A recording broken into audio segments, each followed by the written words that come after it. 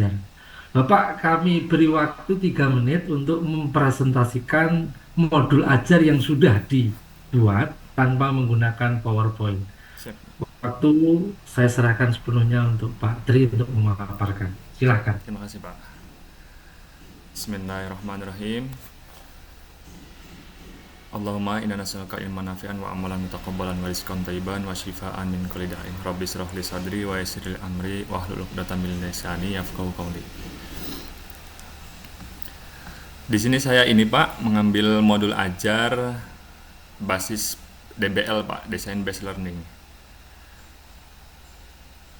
Eh, Fokus kompetensi awal di sini modul ajar yang saya buat yaitu siswa diharapkan memahami sifat-sifat wajib, mustahil, dan jaiz bagi Allah serta mampu memberikan contoh aplikasinya dalam kehidupan sehari-hari. Di sini durasinya dirancang untuk durasi waktu 2 jam pelajaran 2 kali 35 menit Pak. Saya ngajar di kelas 3 SD. Untuk profil pelajar Pancasila dan Rahmatul Alamin, profil pelajar Pancasilanya menekankan nilai-nilai seperti keimanan, gotong royong, kreativitas, dan pemikiran kritis. Lalu profil Rahmatan lil Alaminnya mengajarkan siswa untuk menghormati keberagaman, meneladani kasih sayang, dan membangun harmoni sosial berdasarkan nilai-nilai agama. Lanjut, yang ketiga sarana dan prasarana. Di sini nanti untuk tugas kelompok itu saya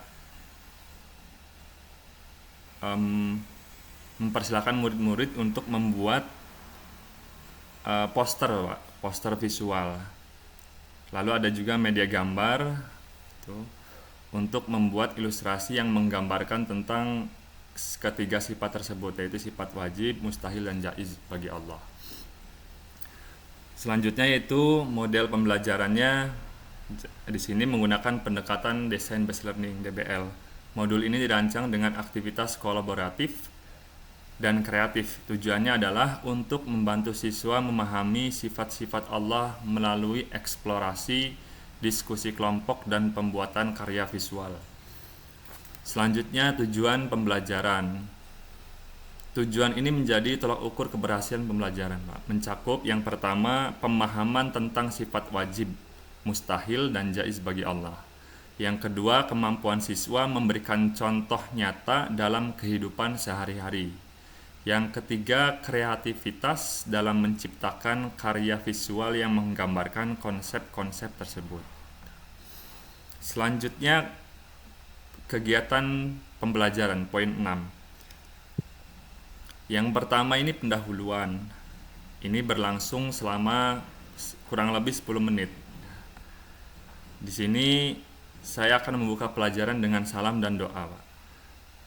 Lalu mengajak siswa berdiskusi ringan tentang ciptaan Allah ya, melalui gambaran alam semesta ini ya, pemandangan alam. Yang selanjutnya itu guru menjelaskan, saya menjelaskan tujuan dan materi yang akan dipelajarinya. Ini pada poin pendahuluan. Selanjutnya pada kegiatan intinya kurang lebih waktunya 50 menit. Di sini kegiatan yaitu eksplorasi. Eksplorasi selama kurang lebih 20 menitan. Guru menjelaskan, saya menjelaskan konsep sifat wajib, mustahil, dan jaiz bagi Allah dengan contoh yang konkret yang masuk akal itu. Sebab memang pembelajaran tentang sifat Allah itu mesti masuk akal. Lalu pada kegiatan inti ini poin kedua yaitu diskusi kelompok. Kurang lebih 20 menitan yaitu siswa bekerja dalam kelompok untuk membuat poster atau gambar sih. Berdasarkan nanti ada skenario tugasnya. Selanjutnya poin ketiga pada kegiatan inti kurang lebih 10 menit yaitu presentasi dari masing-masing tiap kelompok. Setiap kelompok mempresentasikan hasil karya mereka di depan kelas. Selanjutnya pada kegiatan pembelajaran yang ketiga itu penutup. Kurang lebih 10 menit guru menerangkum pembelajaran, lalu kemudian siswa melakukan refleksi, menyebutkan satu sifat Allah yang paling dipahami, Dan terakhir yaitu kegiatan ditutup dengan berdoa. Selanjutnya setelah kegiatan pembelajaran masuk pada poin asesmen. Asesmen ini dirancang untuk menilai ketercapaian tujuan pembelajaran. Yang pertama, asesmen formatif, yaitu observasi keterlibatan siswa selama diskusi dan presentasi. Yang keduanya, produk, asesmen produktif, penilaian poster atau gambar berdasarkan kreativitas, relevansi, dan kejelasan pesan.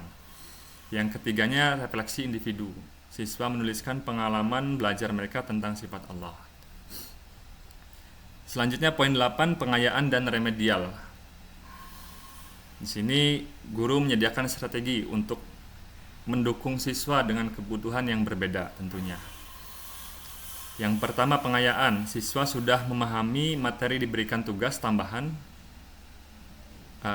seperti menulis cerita pendek atau puisi tentang sifat-sifat Allah. Kemudian remedialnya, saya memberikan penjelasan ulang menggunakan media visual sederhana atau contoh yang konkret. Terima kasih atas presentasi yang sudah dipaparkan. Terima kasih, Pak. Sekarang saya akan mendalami. Gini Pak, sebagai seorang guru itu harus memiliki kompetensi pedagogik yang kuat, gitu ya. Salah satu kompetensi pedagogik yang harus dimiliki guru adalah memahami aneka ragam teori-teori pembelajaran. Ya. Teori pembelajaran itu sebagai payung seorang guru dalam melaksanakan pembelajaran. Gitu. Nah, yang ingin saya tanyakan dalam modul ajar yang Bapak buat ini teori apa yang Bapak gunakan? Di sini menggunakan teori behavioristik, Pak. Membiasakan anak untuk memahami gitu, Pak, dalam kehidupan sehari-harinya tentang sifat-sifat, ketiga sifat ini gitu, Pak, terutama sifat wajib gitu. Oke, baik. Nah, saya kaitkan dengan isu yang sedang hangat hari-hari ini kan kita mengacu pada kurikulum merdeka ya Pak ya. Iya, Pak. Nah, kurikulum merdeka salah satu spirit teori pembelajaran yang dipakai adalah humanisme, gitu ya. Teori belajar humanisme. Nah, ini ada paradok nampaknya. Ini Bapak menggunakan kurikulum apa ini hari ini? Apakah lama atau kurikulum merdeka? Kurikulum merdeka, Pak. Nah, kenapa menggunakan behavioristik itu? Eh, iya, masih kurikulum lama, Pak, ya, untuk teori behavioristik itu, Pak. Tapi yang menjadi acuan saya itu sebab landasan dari semua kebaikan itu awalnya itu dari ini, Pak, sifat-sifat wajib itu gitu. Kita memahami, yang pertama kita mempelajari, kita memahaminya, lalu kita meyakininya, dan terakhir kita merasakannya. Itu ada 4 itu sih, Pak, poin itu.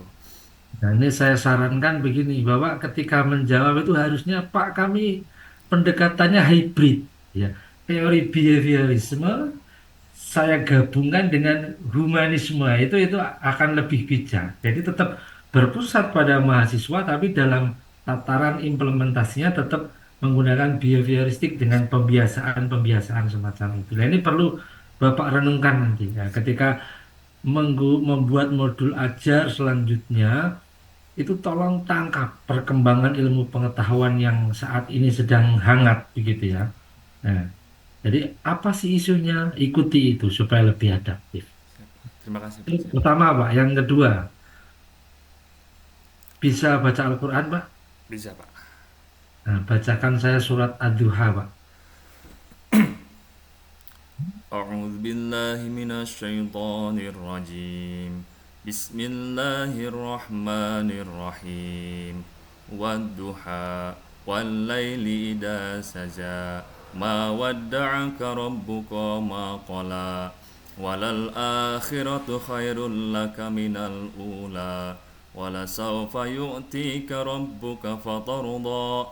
Alam yajidka yatiman fa'awa ووجدك ضالا فهدى ووجدك عائلا فأغنى فأما اليتيم فلا تقهر وأما السائل فلا تنهر وأما بنعمة ربك فحدث صدق الله العظيم. Baik Pak, saya pikir ujian komprehensif atas nama Tri Susilo Bakti saya anggap selesai Pak. Saya Terima anggap kasih selesai. banyak Bapak. Nah, Bapak bisa meninggalkan ruangan virtual ini. Bantu saya untuk panggilkan satu peserta untuk masuk lagi ya Pak ya. Siap Bapak, terima kasih banyak Bapak. Ya, Mari Pak. nah, Assalamualaikum warahmatullahi wabarakatuh. Waalaikumsalam.